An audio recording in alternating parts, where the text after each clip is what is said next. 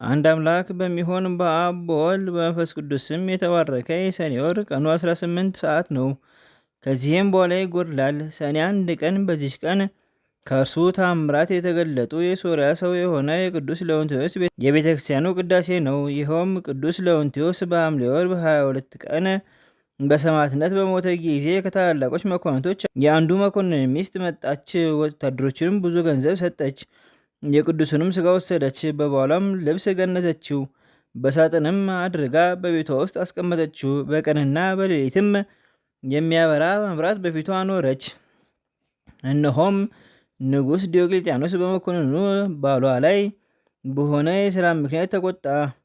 በአንጾኪያም ከተማ በወህኒ ቤት አሰረው። ቅዱስ ለውንቴዎስም ለስጋው መልካም ለሰራች ለመስፍኑ ሚስት መልካም ዋጋውን ሊከፍላት ሽቶ በዚያች ሌሊት ወደ ወህኒ ቤት ለባሏ ተገለጠለት።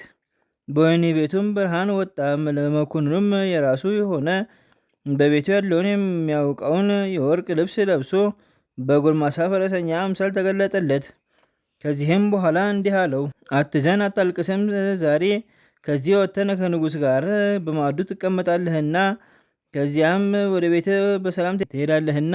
የታሰረው መስፍንም ይህን ጎልማሳ ፈረሰኛ ስላየው በላዩም ስለመጣው ብርሃን የወህኒ ቤቱም ደጅ እንደተዘጋ እንደተቆለፈ ወደ እርሱ ስለመግባቱ ደግሞም የራሱ የሆነውን በቤቱ ውስጥ የተሆነ የወርቅ ልብስ ለብሶ ስለማየቱ በዚህ ሁሉ ስራ ያደንቅ ነበር። ከዚህም በኋላ ቅዱስ ለውንቴዎስ በዚያች ሰዓት ወደ ንጉሥ ሄደ።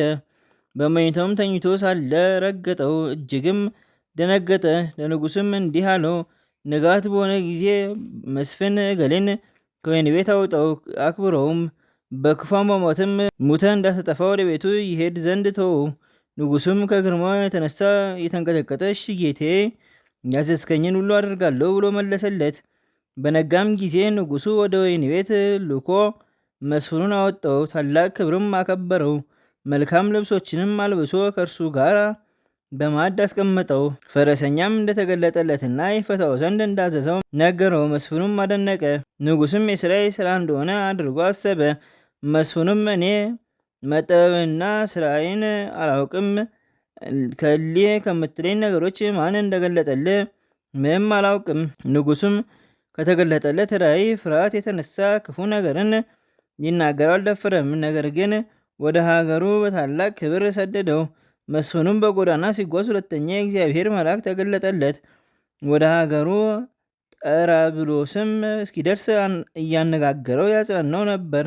ከዚህም በኋላ ተሰወረው። ወደ ቤቱም በገባ ጊዜ ቤተሰቦቹን ሰላም አላቸው። የእርሱም የወርቅ ልብስ የሚመስል ልብስ ለብሶ ፈረሰኛ ጎልማሳ እንደተገለጠለት ነገራቸው። ከወህኒ ቤትም እስራት ያድነው ዘንድ ቃል እንደገባለት ነገራቸው። ሚስቱም ያዳነው ቅዱስ ለውንቴዎስ እንደሆነ አውቃ ብታየው ታውቀዋለህን አለችው። አዎን አላት። ከዚህም የቅዱስ ለውንቴዎስ ስዕል ወዳለበት ቦታ አስገባችው። አይቶም የተገለጠልኝ በእውነት ይህ ነው አለ። ይህም የቅዱስ ለውንቴዎስ ስጋ ያለበት ሳጥን ከፈተች። ያንንም የእርሱን የወርቅ ልብስ እንደለበሰ አየው። የፊቱንም መሸፈኛ ገለጠ። የተገለጠለትና ከእስራት ያዳነውም እርሱ እንደሆነ ተረዳ። መስፍኑም ማን እንደሆነ ስለ እርሱ ሚስቱን ጠየቃት።